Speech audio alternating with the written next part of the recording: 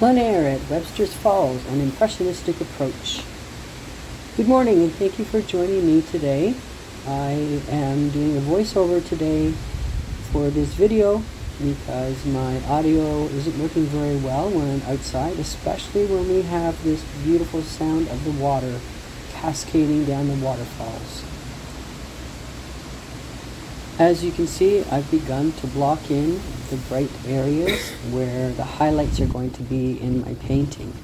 This is a practice that I have picked up ever since beginning plein air painting, simply because the light does change when you're outdoors. So when you're out there and the very first light that you see captures your imagination, it's a great idea to get that light in right away because it will change. The opposite is also true. If you arrive and it's kind of a dull day and it looks like the sun might come out within an hour, then it's always good to just wait and anticipate where the light might be, and then when the light appears, put that area in.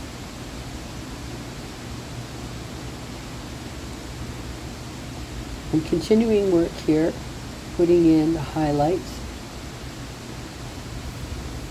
Impressionism isn't a style that I normally employ, but it is something that I want to provide as an option. When you're taking my classes, you will notice that I'm not an instructor that insists that you paint exactly the way I do. In fact, I encourage that you find your own voice, that you follow your own instincts and your own ideas.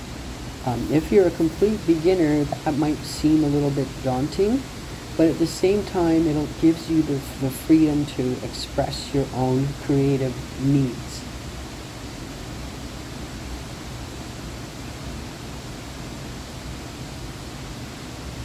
If you look over to the right, you can see Webster Falls. This area can be found in Dundas, Ontario. It is a waterfall that is part of the escarpment areas in Dundas Valley Conservation Area. Different times of the year, of course, the flow of the falls will change. When we have extended periods of dry weather and not a lot of rain, definitely I've come here and seen just very slow trickles coming off of the waterfall. So this happens to be after a good stretch of rain, so there's a considerable amount of water coming through, and if you were to follow that trail down along where the river begins, you would also see considerable rapids happening there too.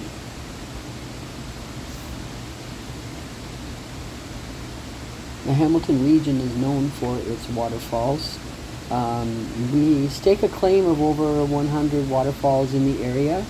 Some of those waterfalls are very, very tiny due to basically it's a fissure coming through the limestone of the escarpment walls. We are part of the Niagara. We are part of the Niagara biosphere. It's an ecological system recognized worldwide. And magic. Did you see that? You know what happened there? I put pause on my video probably for a considerable amount of time, and so I missed all of the painting that is in there right now. But at the same time, now you don't have to sit and watch all of that boring bit. So this time around, I stayed fairly true to the colors that are in the landscape. I do have a habit of increasing the boldness of colors that I see in the landscape. It could just be the way my brain works, the way my eyes work.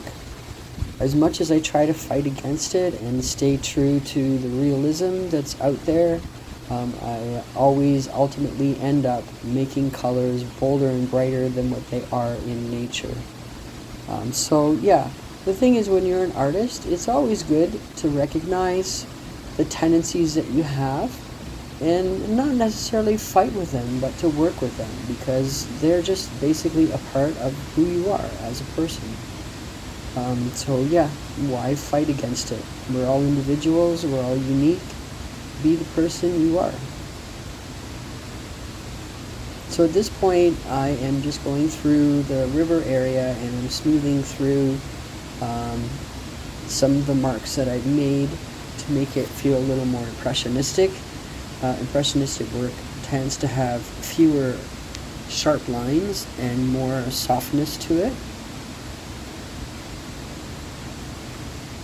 The other thing I find I tend to do, if you look where the waterfall is, I can see, my eye can see better than the camera, and so can yours.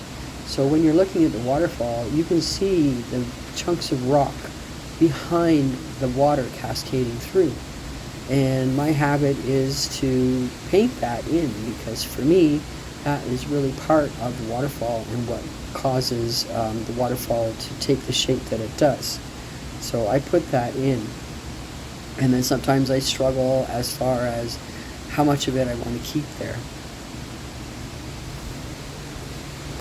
This spring and summer, I am going to be leading 4 classes a month at 4 different conservation areas here in Hamilton.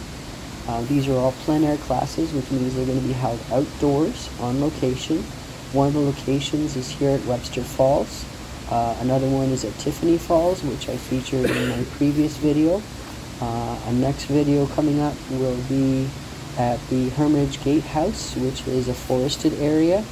And then the 4th one is at Salt Fleet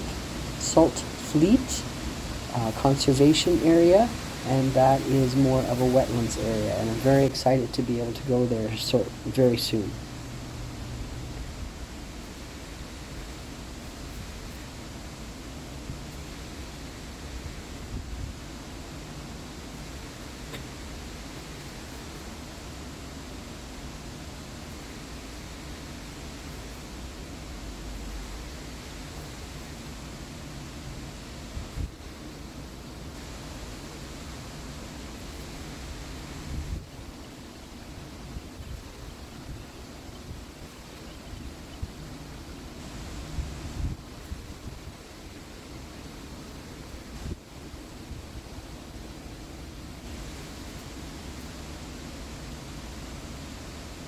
One final little thing I wanted to talk about before the end of this video is something that students will ask me quite often, and that is, how do I make the bright areas look bright?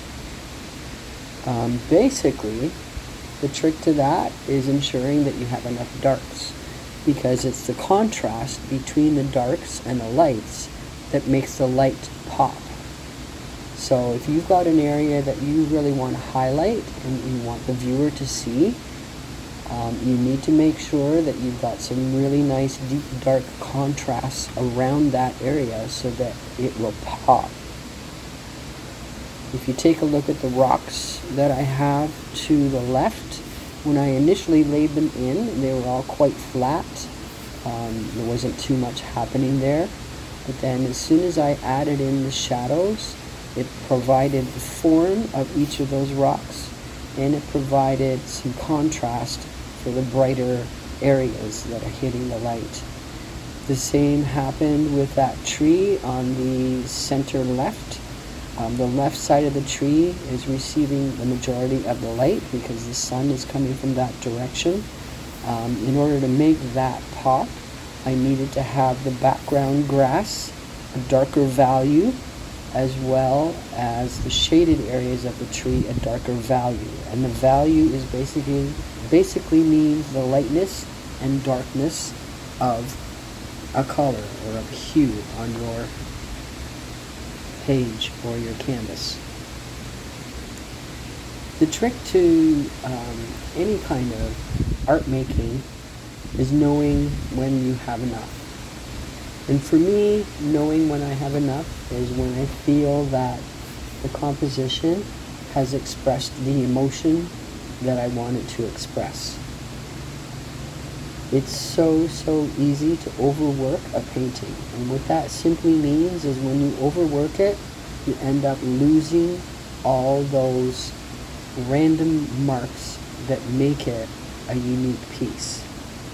You want to keep the random bits in. You want to keep the contrast in. You want to keep the sharp lines, the jagged lines, the blurred bits. You want to keep all that because that's what makes a piece most interesting. And you can see I'm pausing quite a bit at this point because I'm getting near the end. And as you get near the end, you should be pausing on your piece. You should be stepping back, taking a look from a distance, because when you're very, very close to your painting, it looks very, very abstract to your eye, and your brain and your eye have a hard time deciphering what it is that you're trying to display or represent in the picture. So it's always good to step back, and then your brain will resort that information into bits that make sense. If you are in the Hamilton, Ontario area this spring and summer and would like to join me for a class, please check out the details on the website. It is artinthewilderness.com. You can navigate the home page. We'll have some of the available information on it, and you can also navigate to art classes for more detailed information about each class. And then of course the store section is where you go to register and save your spot. I hope to see you out there. Thanks so much for joining today and watching the video. Once again, my voice is a little wonky because I'm still battling a pretty severe flu. So yeah, thank you. Bye for now.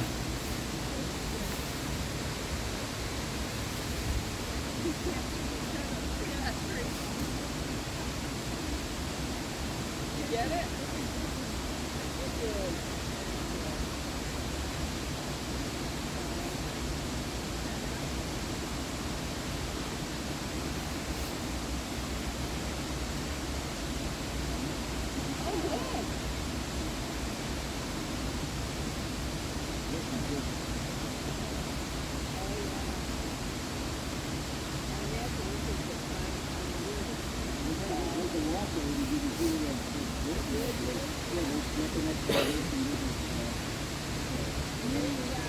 Monday when it's not raining and it's not windy and it's in the 60s. Monday could be our walking day.